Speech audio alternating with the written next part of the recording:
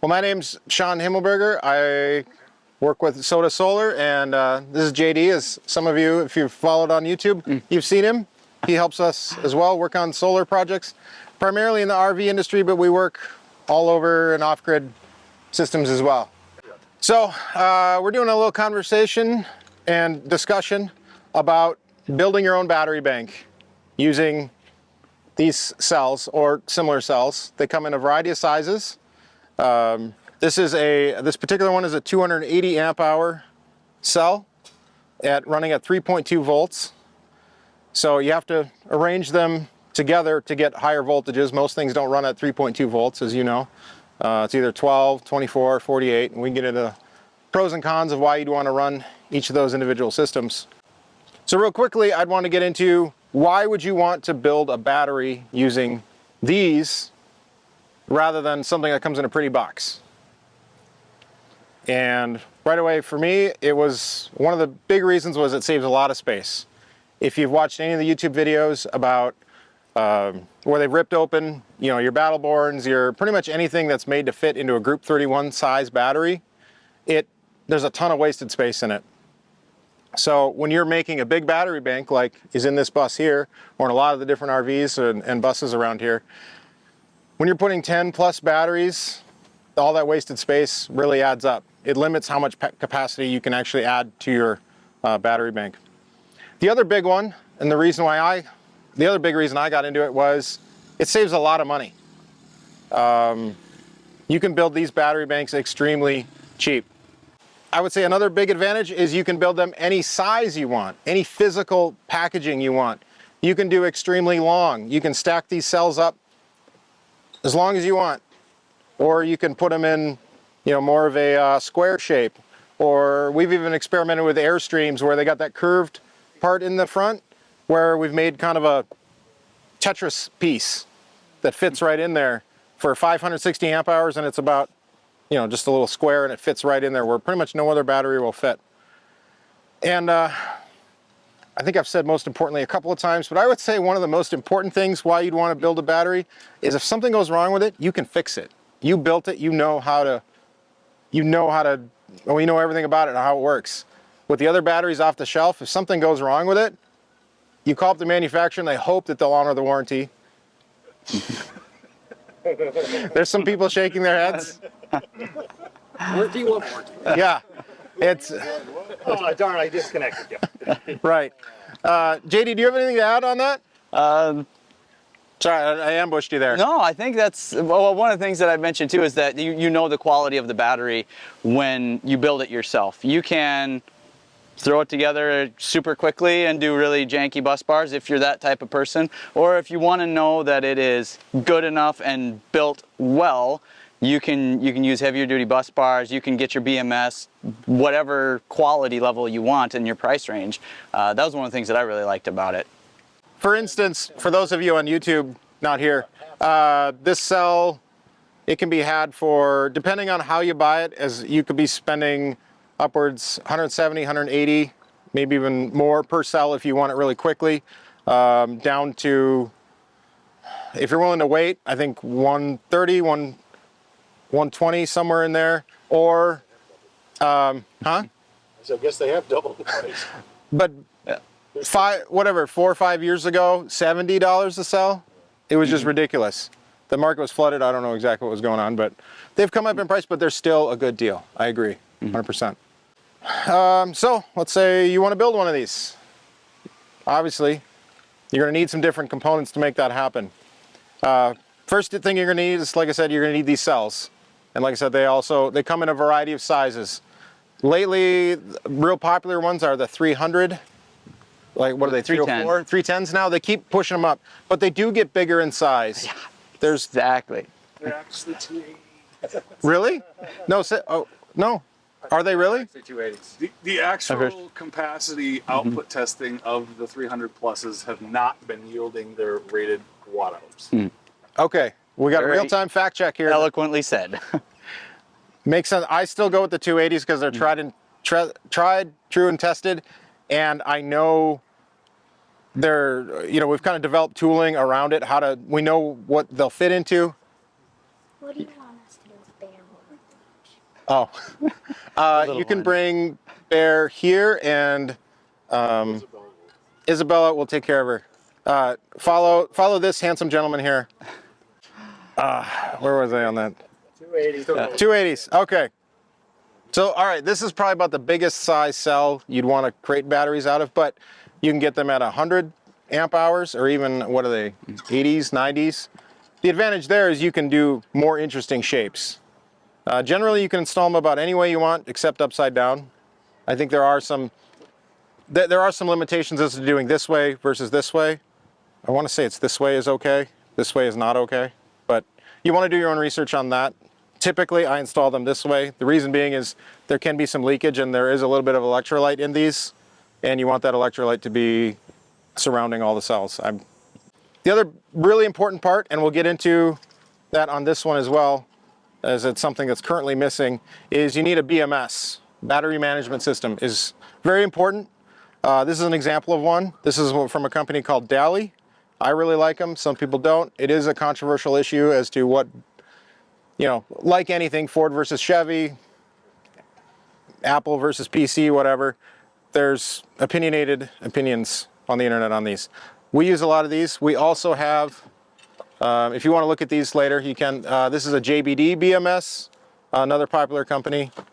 So the importance of a battery management system is it protects the battery from certain charging conditions. Things like over voltages on specific cells. So when you stack these together, we need to make sure that the voltage on any individual cell does not exceed a certain level, and it also doesn't go below a certain level. If that were to happen, the BMS's job is to turn off charging or discharging depending. Some other considerations are temperature. You don't want to be charging if the battery's too hot, and you also don't want to be charging if it's too cold. The common misconception with lithium batteries is they don't work in the cold. They don't work below freezing. While that's somewhat true, you can discharge them just fine below freezing. I want to say it's about -5 Fahrenheit is where you should not, but you just can't charge them below freezing. The way the chemical reaction works, it works much slower on the charge side, so you can damage them if you were to do that. So all the BMSs that I would recommend have a temperature sensor, and that's definitely something you want to do. Then a big part of what was in the title of this discussion or talk was balancing. And for that, Dali has definitely improved their game lately. I don't have it even, but they have an active balancer now. But for a long time, I've been using balancers like this and had great success with them. This is I'm going to read the name here. Oh, it's a different Energy. I don't know. They're on Amazon. If you look for 4S, 8S, 16S, active balancer, these will show up. 4S is for a 12 volt battery, 8S is for a 24 volt, 16S for a 48 volt. And all it does is it pushes amps around in the battery cells to keep them balanced and healthy. And that's how you're going to get the most capacity, longest life out of them. And I would think it'd be silly to build one without it. Am I missing anything there? Anything you want to add there? I feel like I should have given you things to talk about too. That's because okay. you know a lot about it. I'm the guy that stands there going, yep. Yep. All right. Good talk. Good safety, safety concerns about not using a BMS. Oh, see, if let's say if you didn't use a BMS, what happens? That's a good question. You're probably okay for a little while. In the best of times, yeah. Yeah. What? Like fire? Yes. Fireworks. Oh, I mean, if you're, I've seen people online on YouTube running a battery bank without BMS. If it's temperature controlled, you know it's not. If those temperature parameters aren't going to happen, and you closely monitor the charging and discharge parameters, and potentially you could use external battery protection methods. Victron offers those. There is a case for not using this style of BMS, and that is the charging and discharge is controlled through something called MOSFETs. Anyone familiar with those? Does it sound like gibberish? It's a semiconductor. It can fail catastrophically, potentially weld shut or weld in an on position, and then this is permanently on and you're kind of SOL. There's a reason, or there's a case to be made to not use these. I can tell you from my personal experience, I tried starting my bus using one of these accidentally. I didn't know it. Probably pushed 1,000 amps through it. Completely destroyed it. It doesn't work anymore. Well, you did successfully a couple of times. It did start the bus, but it didn't do anything else after that. But it also, it failed off. It failed safe, I would say. There are other lithium battery packs you can build that have an external contactor to control charging versus discharging. And it uses a BMS as well, but the BMS just triggers basically a giant relay or a contactor. And there's another gentleman sitting here. He has a system that does exactly that. So I would say if you want to see that, talk to Ivan here, and you can see the setup he has. You did that as well? What a BMS does is it manages the pack. So it's monitoring the voltage in every one of the cells. In theory, you have this string of cells that goes positive, negative, but you're positive on one end of the pack, negative on the other. When you have that string of cells, the idea is that the BMS monitors the voltage of every individual 3.2 volt cell. In a perfect world, they all stay the same. So they'll all go up together, they'll all come down together. But when you have a string in series, they're never going to perfectly be balanced as they load and unload. That's where the balancer comes in, is very important. And the BMS being very important, that if any one of those cells goes rogue or goes out of range, that it shuts everything off before that cell becomes compromised. I mean, these are amazing cells and they are incredible capacity, discharge rates. But for my personal testing, they are incredibly unstable if they go outside of their operating envelope. For example, I did some testing on the 280s because that's what I put in my pack. And I ordered a couple of cells from the two manufacturers at the time that were making them. I did load testing, capacity testing, a bunch of different stuff. And one of the tests I ran was completely by accident, but I was data logging it, thankfully, at the time. And it overcharged by 0.2. It was supposed to cut off at 365, and it went to like 372. And the cell swelled 1/4 of an inch on all sides. Wow. Didn't leak. Yeah. And after discharging it and capacity testing, still had full capacity, but had structurally been deformed and damaged. So that's kind of my biggest concern when we're talking about a BMS with configuring a pack like this, is the safety concerns, because although they're amazing dollars for what they do, you have to be very careful that you have a BMS and that it's programmed correctly, because going outside of that window by only a little bit, with an AGM or with a lead acid, you might wreck the battery, but it's pretty inert. It's not going to do anything. Where these, Light got too fired. they can. Well, if under certain circumstances, but my concern was that if the packets swell that much, that close to the line, it doesn't take much for the structural integrity of the packets to be compromised, and that's where you start to get a fire. Is once there's an internal short between multiple cells inside of that box, there's no controlling. It's a dead short inside the box. But from my understanding, or correct me if I'm wrong, Aaron, from my understanding, the lithium iron phosphate is an extremely safe lithium chemistry as opposed to a lithium iron polymer. I would say safer. It's grading on a scale. Huh? I would say safer. Yes. the Insurance Institute's Yeah. fire research, Okay. it is the most stable in the respect of puncture resistance, over voltage, under voltage, exceeding the operating envelope. It is the least likely to be explosive, catastrophically fight. In most cases, when these failed in the insurance testing, Yeah. they did puncture testing, they did direct short, they did over voltage charging, and the LiPo 4s, although they would fail and they would ignite, generally would off-gas a toxic Yeah. mess, but they wouldn't generally sustain a flame, Okay. unlike the cobalt and some of the Yeah. others, which were actually rather explosive Yeah. in their flammability. So yeah, I guess to piggyback on, I think we're on the same page there. The only time I've seen flame come out of these, I happened to find a YouTube video. Somebody was torture testing it overcharged it, discharged. Eventually they stabbed it with an iron spike that was used in Terminator 2, and then flame eventually shot out of it. And if you're doing that to any battery, you're going to have problems. Yeah. So, unless you get in a car accident and your pack is right on the side Yeah. where it gets Like, physically direct damaged, shorted. there's very little. I've seen what can. BMS, there's very little safety concerns. Yeah. I mean, I've seen what can happen to a Tesla cell. If it starts going off, it's like those fireworks, is what I've seen anyway. I would be I wouldn't be comfortable running a Tesla-based battery pack with my family above it. These, I'd have no problem with it.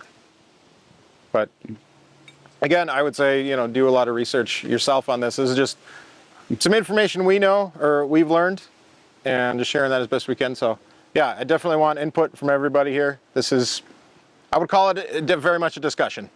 We're all learning. If you were building the ultimate for you battery bank, Yeah.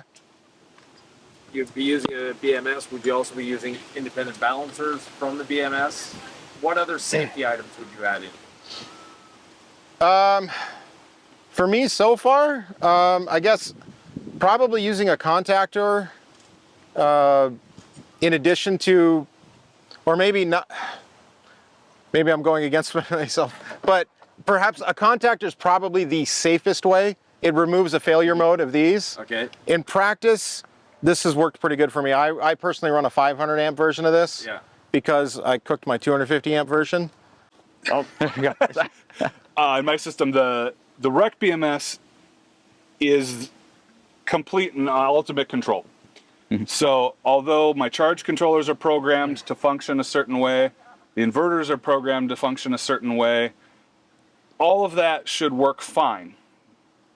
But the BMS, if any of those things go slightly past where they were supposed to turn off, it can first send a command via the CAN bus to tell that module to turn off, and it has authority over the programming to turn off. If it does not, then it can also pull the contactor and say, if you guys aren't going to listen, up yours, I'm shutting down the system.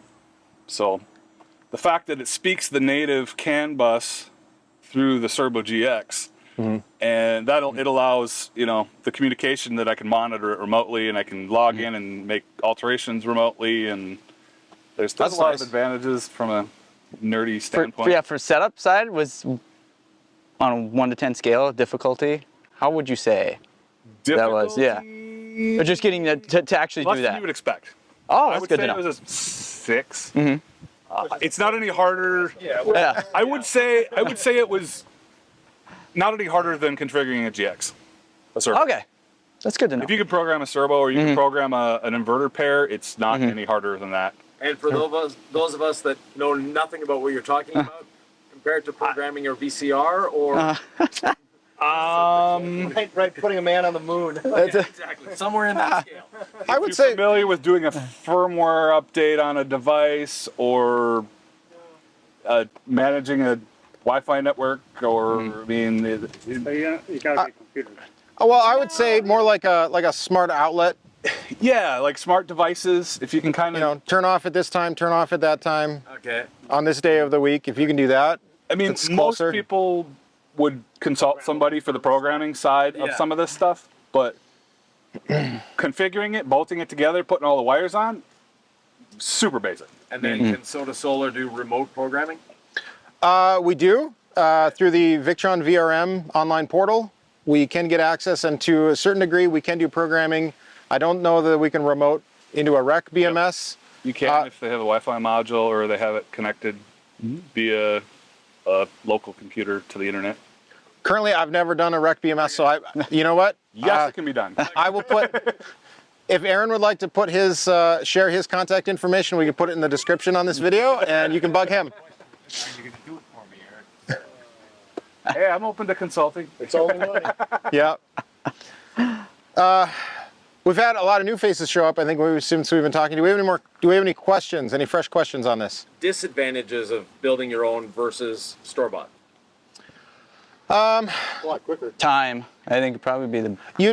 Yeah, if you're doing it yourself, it does take a fair amount of time. I would say it's It's also less weather resistant. You end up with a project that to a certain degree looks a little bit like a science experiment, and you can cable manage and you can make it look as nice as you can, but in the end, without extensive fabrication, you're going to end up seeing the cells. You're going to end up seeing a lot of it. It's not going to be a nice pretty box that kind of looks, for lack of a better term, sometimes these look a little dangerous, and potentially they can be. There's normally a cover over that one.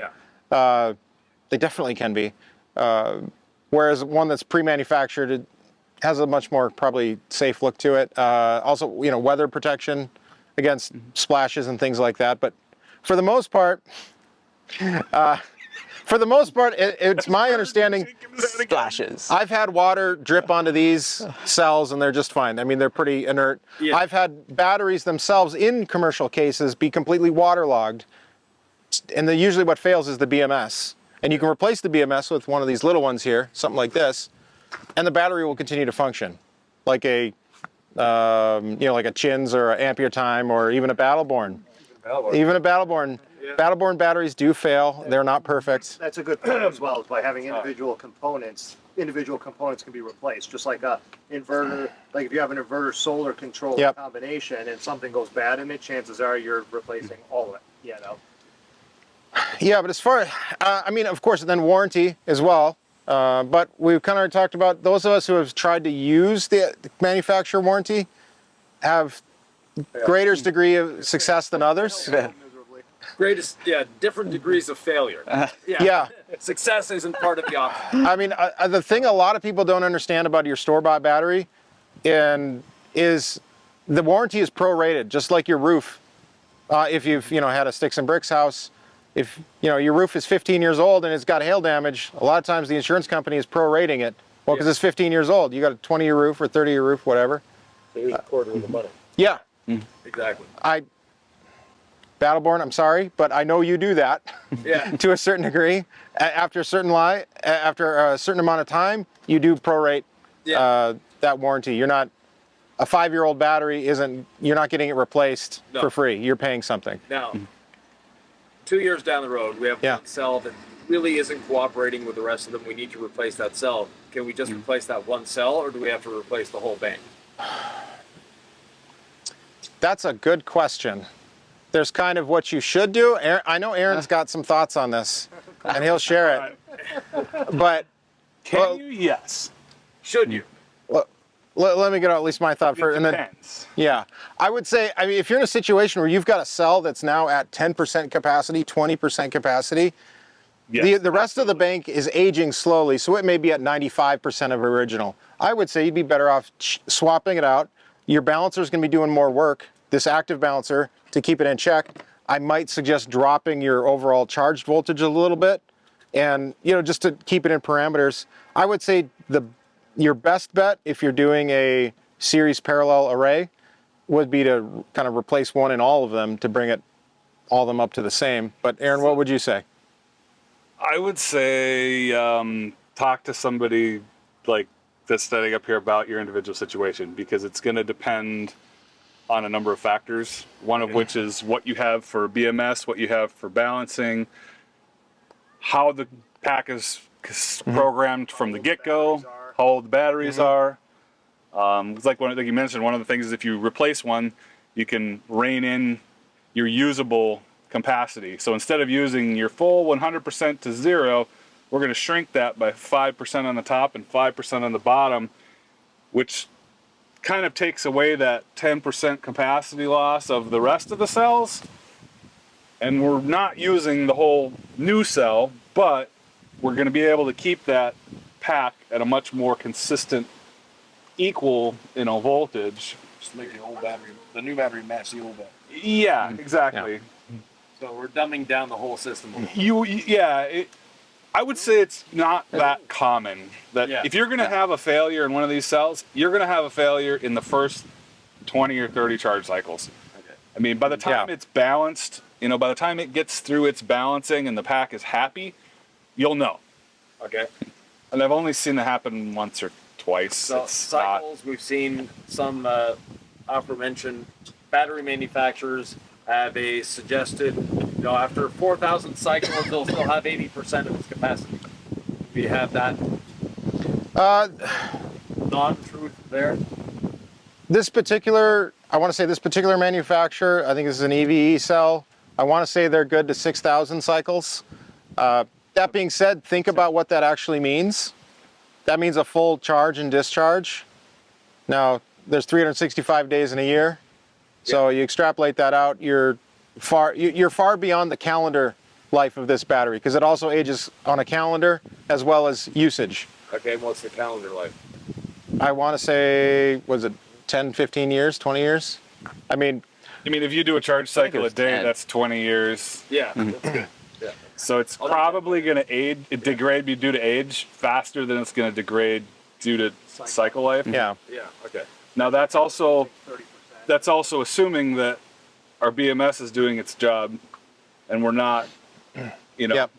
we're not running out of our operating envelope, and we're not charging and discharging at a rate in excess of what's calculated to achieve that lifespan. Right.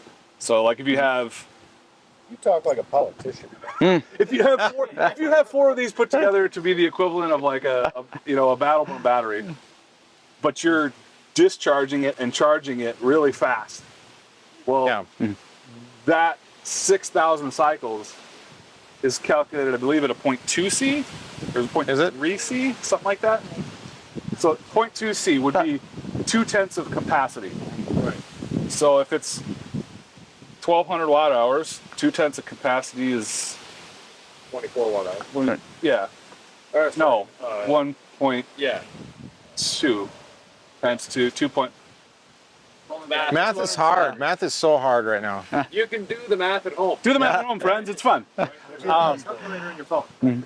But there's a calculator rate that the charge and discharge. So if you're using one battery with a big inverter and a big charge controller, it will do it for a while, but you're charging it too fast and discharging it too fast. Well, that's going to shrink the number of charge cycles because it's hard on the lithium. It'll do it quite a while, but I would say that's another advantage too. If you're considering this, generally you're doing a bigger battery bank. yeah. And as you start to parallel these together, the C rates naturally are lower. And I mean, as it stands, this is a 280 amp hours. It's almost 3 times a normal battery. Yeah. Your normal 100 amp pack hours. is 32 kilowatts, and if I'm plugged into 50 amp shore power, I can charge it over 9,000 watts, and I'm still not exceeding 0.2 C. Okay. So Actually, as they get bigger and bigger, Yeah. a lot of current is still a small percent of the total capacity. So you're staying within that envelope. That I have a question for you on, actually for both you and JD. Yeah. All right. Like this. Oh, this way. Oh, have you smelled? Nah, never mind. I showered a couple days ago. a couple of That's better. He's probably paying the price. Because I currently don't full-time. These two gentlemen do full-time. So the charge cycles on my battery, I've had it in service, I want to say 3 or 4 years now. I think ours went in service very similar times. What are your charge cycles currently at? And how long have you been using it? 52 off of 2 years. It's been active in the rig for, I don't even know. I'd have to log into the BMS. Okay, I thought maybe you knew. I thought you'd looked I at it. haven't looked at it lately. Okay. So I keep seeing it on mine every time I see it. Yeah, it's 52. I always keep, because I'm always Yeah. surprised at how low that number is considering. The rec keeps it calculates it. Based on the charge cycle is calculated based on the total capacity. So even though So it's not the true 0 to 100 every time. It's like, okay, 10%. we've been in it full 20% time here. for a year and a half, so you'd think a year and a half number of days times cycles, but it's not actually that because a cycle is the full capacity of the battery. Okay. So, Yeah. So that could be in 10% chunks I mean, mine could strung be together to actually equal one a cycle. 100 even, at the amount of time. Right. So we're gonna die before the battery cell dies. That's Yeah. As long as you have The a good cell is going to BMS die program from like The, this, it's you're it'll probably outlive you. From what I understand, these cells were originally designed for an EV application in China. yeah. And so the idea is it's charged 100%, you know, potentially every day. So 6,000 cycles actually means something. For us, you know, even in the off-grid community, I'm not going to say don't pay attention to it, but it's gonna. Generally so far beyond, I mean, the capability is so far beyond the timeline. I would bet almost any of us are going to ever be on the road. But Yeah. Now, we have Soda Solar build and install a battery system for us. If we need to keep monitoring it, I'm the set it and forget it type person. I know the voltage of my system, and that's about where my data logging stops. So, I mean, we have built a couple of batteries for customers and installed them, and for the most part, they've been very trouble-free for them. We do a couple of data logging things that let us take a look at it, especially if they give us remote access. And usually, by default, that's what we do with our customers' setups. And one of the things that we tie in with the Victron Serbo GX system is the midpoint monitoring through the shunt. And I know there's more detailed information you could get. If you can tie the actual BMS for full data logging, but there's pros and cons to that. But just tracking the midpoint alone, a lot of times can give us a good idea of where the health of the battery is. And that has to do with basically the midpoint is, you know, if you got 4 of these batteries in a 12-volt battery, you take the positive off of number 2, measure that voltage, and you split the difference. Is one higher than the other? Well, that means there's an imbalance in the pack, potentially an issue that we need to address. For the most part, the battery balancer takes care of that and monitors that pretty well. in the more advanced units, you know, like the rec that I'm using, it monitors every single cell in the pack. It monitors the resistance of every single cell in the pack. Oh, that's nice. So if you can usually catch it way before something is going on, or you can catch, for example, like if a bus bar nut or something comes loose, you'll start seeing resistance between cell groups get wonky at a specific place in the pack. But this point was, do you have to, or the system will protect itself and just stop and The system, yes. Yeah, I don't want the gauge on the dash. I want the For you, to answer your question, if I want to set it and forget it, my opinion is this type of BMS isn't going to cut it. You're going to have to get into a full control system that monitors everything, that if absolutely anything is off in the pack, it's going to either shut down or it's going to give you some kind of a notification. turns on the idiot light. Yeah. The difference between, I mean, what are these, 300-ish now? That's $dollars? Yeah, price point. I want to say that it's still about $1 a amp. Okay, so like 250. I want to say it's about 250-ish. yeah, so for a 500, for a 500 amp big system, you're into one of these for $500. You're into something like a rec that the full deal is more like 15 to 17, depending on what options you buy. Okay. So there's a big difference, but Yeah. it is very, very different in what you're buying too. Yeah. Both build quality, what it monitors, what can be done for you remotely. So if you want it to be a hands-off situation, that extra $1,000 now means you can make a phone call and I can log into your BMS and at least give you an idea, is this going to be a problem in the next 2 weeks, or is this just going to be annoying? Yeah. Versus, well, I hope you have a voltmeter and can follow my directions and give me some data back. So my grandfather used to say it ain't flying to the moon, right? Right. Or you can't see it from my house or something. And a practical application for the average overall installation, for an RV or something of that sort. We're not flying the thing to Jupiter. We're not, planning on life support off of it, anything of that sort. Like I said, what would your recommendation be as far as falling into that category? I mean, I don't feel like there's really anything in the middle. It's kind of... yeah, I mean, like I said, Well, I feel like DALI, it doesn't require active user monitoring all the time and stuff like that. Like, it can still be, it's going fine. If there is a problem with it, it's going to be more challenging to diagnose and go down the road. The rec system, you can call your guy and have him do that. At that point, you just say, screw that, let's just get 8 Battleborns instead of the a bunch of different cells and all. No? And Vern will tell you. No, okay. Don't do that. Anonymous voice in the back. Or at that point, what kind of financially, where does it make sense? Because I'm sure you could pay a technician enough to, sleep in your back room and always be there to see if there is a problem if you've got that kind of money. Kind of, where's the balance between how much money you're willing to shell out versus how much you're going to have to be involved? I look at the difference is, do you want a carburetor that you have to kind of know a little bit of what's going on to make sure the points are clean and the plugs are good? Or do you want an EFI that you just turn the key and you don't have to worry about it and somebody comes and plugs a scan tool in and fixes it if it's wrong? And then you're back to, that's The thing I the would, difference. There's not the fine tuning, there's not the fine monitoring, but that's what you're paying for. So the thing I would say, it kind of matters on scale too. Like, a lot of the systems that we deal with, if this is your home, it's going to be rather large.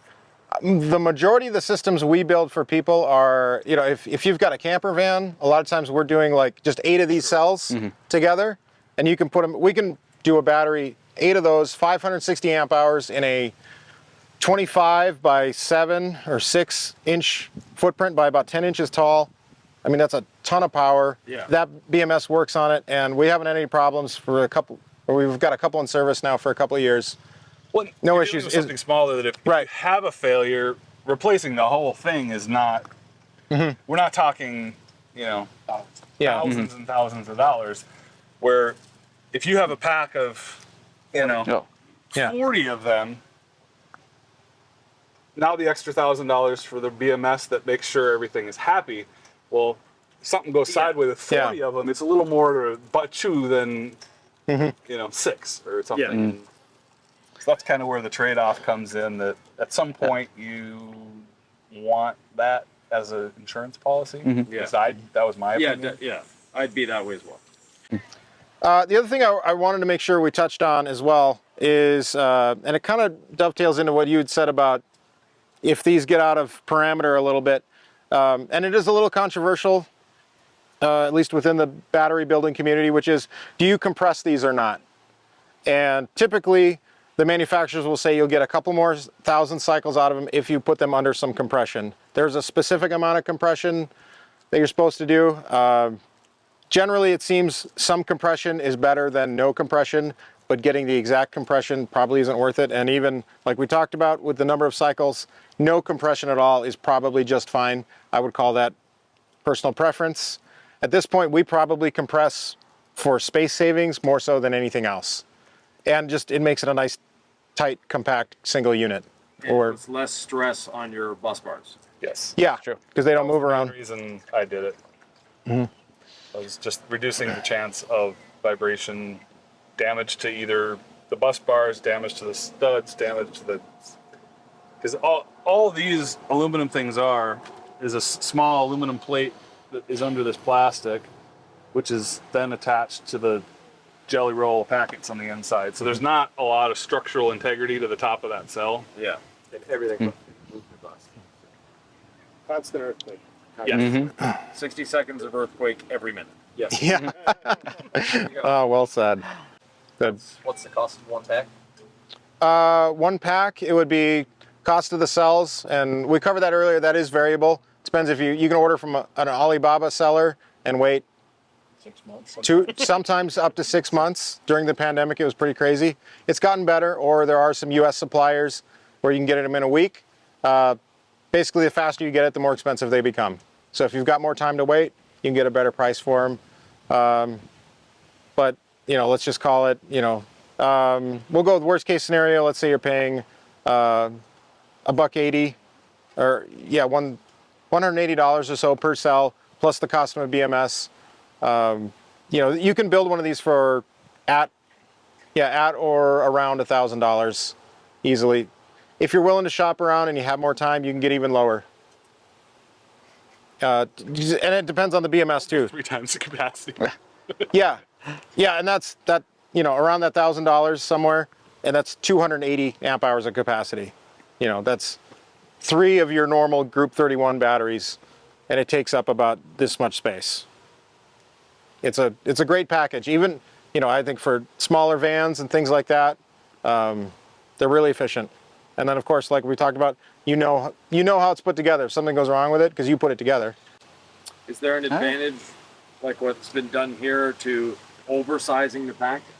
It's easier on the cells, Yeah. like we mentioned. Charge cycles, Yeah. longer life. Yeah. Yeah. Or shallow discharge. Yeah. I like The less Bragging rights. more bragging Yeah. rights. Absolutely more bragging rights. That's, depends on air conditioning. Yeah. Chris always outdoes. He's the only one that outdoes himself. yeah.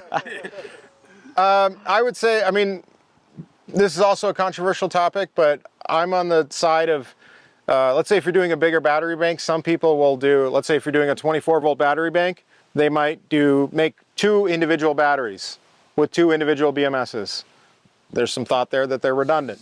If you have a problem with one, you still have a working battery. There's another school of thought, which is you do 2 of these 2 groups together to make a 2 parallel 4 series battery. And now each of the cells kind of act as one cell.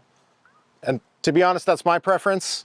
I feel like each cell, or the cell groups help each other. If one starts to go rogue a little bit, it won't fail catastrophically. Not that they generally fail catastrophically in general, but that's my thought too, an advantage of going bigger. Now they got a buddy to help them out, and you can even go, my particular system is 4 in a parallel group. Chris is here, the one back here is 5, right? 5. Anybody doing more than that? No? Well, you're in a 40, you too, because 216. he's in a 48 volt, and you same? I think you have the same battery bank, right? 3. You're doing only 3? Yeah. Oh, all right. Oh no, 3, then you're bigger. I think you got the biggest battery Is it? bank then. What do I win? A Soda Solar t-shirt? Yeah, you got one. There might be a hat in one of those boxes back there. Hey. But what's the advantage of going with like a single cell like that versus like the 18650 type of setup? That's a good question. Well, as far as building yourself, if you want to spend a lot of time with a spot welder, you can do the 18650 route. There are some battery manufacturers, like, I guess I won't say I'll brag, but one of the nice things about a Battleborn style battery is it is generally made from cylindrical cells. I don't know if it's 18650s or not, but some battery manufacturers are using the smaller cells. And if you have a problem with one of those cells, then you only lose the capacity of that cell times 4, because you're going to lose the group. Whereas if you build a 4 cell battery out of this, you got a problem with one of these batteries, if this is down to 10%, the entire pack is down to 10%. So that would be a pro and con there. And like you weren't here earlier, we talked about, you can buy these in 100 amp hour cells, 150. If you go on Alibaba or wherever else, you can find them in all kinds of different shapes and sizes. So the reason why we're here and not at the pavilion or anywhere else is we're doing a little bit of work on the battery in here. And the question was, how do we actually balance the battery? That's something that's very important to do on the initial setup when you're building one. You want to, generally what I like to do is called top balancing the battery. And so how I do that, some people, there's different ways to do it. Some people will put all the batteries in parallel and charge them. And if you have 40 is that how many is there, 40? This math is really hard. Because you charge them at 3.2 volts a cell. If you've got 40 batteries all in parallel, it might take a month or 2. I don't know. At least. Yeah. So what I do is I'll assemble the pack and start charging it all assembled in, let's say if you're doing a 12 volt battery pack, I'll put them in series and put the battery balancer on it. I have a 4S1 here. This is one for a 24 volt battery, but I would put the balancer on there with the BMS and start charging it until one cell hits high voltage disconnect. And then I would go through, JD, you want to grab that there? The lab power supply. So sometimes you can rely on this active balancer to kind of start balancing things, but I recommend having a lab power supply like this. This particular one goes to 36 volts, I think, and it's adjustable on the amps. So then I'll go and I'll start adjusting or charging individual cell groups then to top it off to kind of basically help out the balancer on that first charge. Because these batteries have been sitting since manufacture in a box, going across the ocean, not being cycled. they're all over the place. So that's how I do it. Baby's chest. There we go. The Rec has a similar balancer built in to the unit. So you can program it that you just start cycling. Like what I did with mine is I basically narrowed down the operating capacity and then just ran charge cycles until they all got in line. Okay. And then moved the parameters back out and then continued move the balance points up and then continued to recycle it. Okay. So And you can, there's a way, if you don't have a power supply like that, the other thing you can do, if you have Victron equipment, you can dial down, or not just Victron equipment, I'm sure other chargers support this in one form or another, but if you dial down the charge amps, charge it one way or another, charge it at about 5 amps, that'll give the balancing system a chance to balance it as it comes up. And the things we're talking about here exist in almost every lithium battery, whether it's a Chins, an Ampere Time, Battleborn, whatever. And there's a way you can tell actually if your battery is out of balance. If you're charging it, and let's say, typically this happens on new batteries fresh out of the box, they'll say charge it to 14.4 to 14.6 volts. And you'll see it charging up, and it'll get to 14 volts or something, and then it'll just jump. Well, that means one of the cells internally hit high voltage disconnect, and the battery stopped taking amps, so the voltage goes up to whatever the maximum charge voltage is of your charger. And the way to get around that is just charge it slower. Same thing we're doing here, but you're a little blind to the process. With the cells exposed, we can see exactly where we're at. Nope.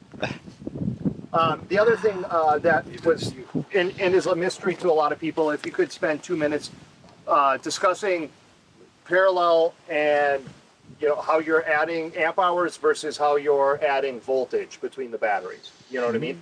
I think a lot of people get lost in that, where you take a 3 amp cell, all of a sudden you magically have a 48 volt battery, and how the configuration relates to that versus amp hours. I'll try and do my best. Well, you have another battery in the box there, so I do. visual aid, that might help. I'm gonna challenge somebody with that question. Paint a picture.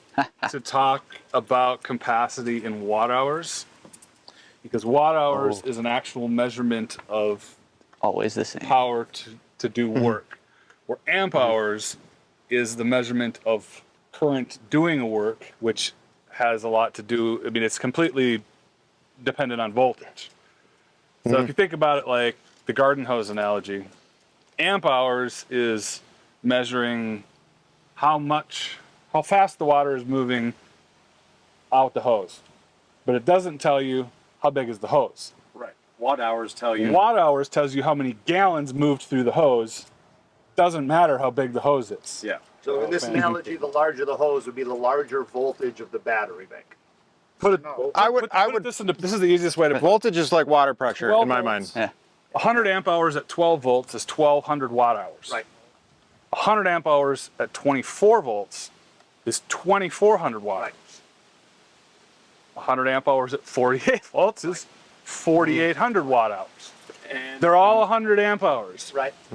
So everybody should talk in what? yeah. Watt hours. Watt I hours is how many gallons of work can be done. Watts. I agree 100%.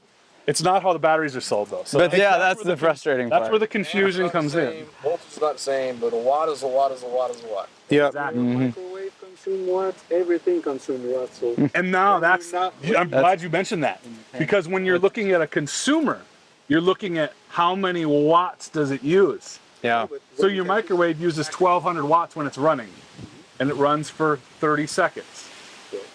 Well, you have to take 1200 watts in an hour divided by 60, then in half, to get how many watts did you use to run that microwave for 30 seconds. 30 seconds.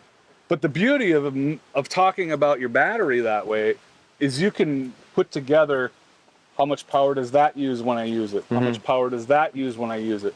You can get a realistic picture of your power needs versus getting your watts power needs and then having to convert it back, doing the math to figure out how many amp hours that is at your given voltage. Well, and let's muddy the waters on a microwave case even more. You buy an 800 watt microwave, it's actually drawing 1200 watts because it's actually output wattage. It's not the actual Yes. consumption wattage. So Well, and then you get losses. That's a different problem. But You get your DC losses, your inverter losses. You can stack that on top of it.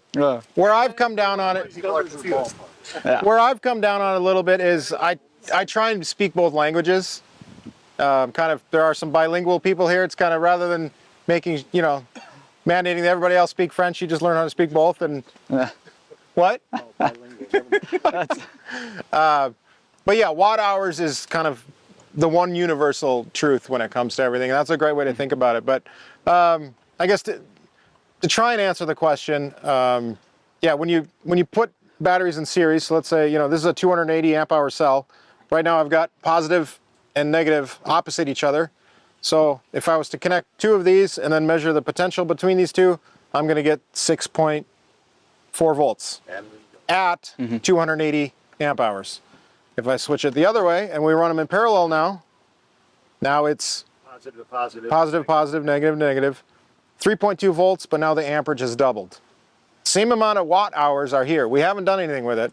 We've just changed the voltage, and usually at the higher voltage, things are more efficient. That's why these gentlemen like to run the 48 volt cells, or 48 volt systems. Cable size too. Cable size goes down. The other big advantage, your solar chargers go down as well. Solar chargers are limited. between the roof Yes. and the charge controllers can be much smaller, Yep. higher power Higher the outputs. voltage, the less the amp. Yep. Because charge controllers are limited by amps typically. They're not limited by watts. So the higher your nominal DC voltage, the more power you can get out of it. And when you're looking at Victron charge controllers, these ones here, I think they run close to $1,000 a piece. If you can save one or two of those, if you're running the 12 volt world, you're running one of those and you're only getting 1,200 watts out of it. At a 48 volt system, you're 4 times that. 3,000 plus watts. Yeah. So, did I probably answer that question? All right. Anything else? JD, anything else you want to add? I've been talking most of the time. JD's really smart. He knows more than I do. Huh? Stays in the background. Yeah. It's easier that way, and I don't have to take the blame for anything. He teaches me He plenty. said it. It's no, not really. I mean, higher voltage. I'm a bigger fan of higher voltage within reason, and again, the potential for heat, the resistance. Yeah. Usually you got lower voltage, 12 volt systems. A lot of people are really comfortable with because it's 12 volt. That's what my car is. All that stuff. When you get into bigger systems, I'm usually not that comfortable with it, just from a standpoint of you're pushing twice as many amps to get the same amount of watts. Yeah. And when you're, it's not a big deal when you're going from 5 amps to 10 amps. When you're going from 75 amps to 150 amps, that's a wire size difference, or depending on if that person is aware of that, that is going from a safe system to a, hey, we're having a failure, and it's going to be Or the risk of big failure with a simple terminal that comes loose. Yeah. I mean, if Exactly. if your system is pushing 100, 200 amps, simply a fuse on the bus bar that happens to vibrate slightly loose it literally could melt all kinds of stuff. Yeah. Because that amount of current just will not tolerate imperfections. It wants stuff tight. Yeah, we're shying away more and more from 12 volt systems. We do them, but when somebody checks the box of, I would like this to run my air conditioner for a significant amount of time, we start talking 24 volt right away. Minimum. At least. The reason why we still end up in 24 volt, which that's not necessarily the topic of this discussion, but it's kind of related to Victron in some ways, is Victron still only makes a 2x120 multi-plus, and those work really good for 50 amp RVs and applications. If they make a 48 volt, we'll probably push that more, but that's kind of the reason there. But higher voltage in general, jumping up to 24, world of difference.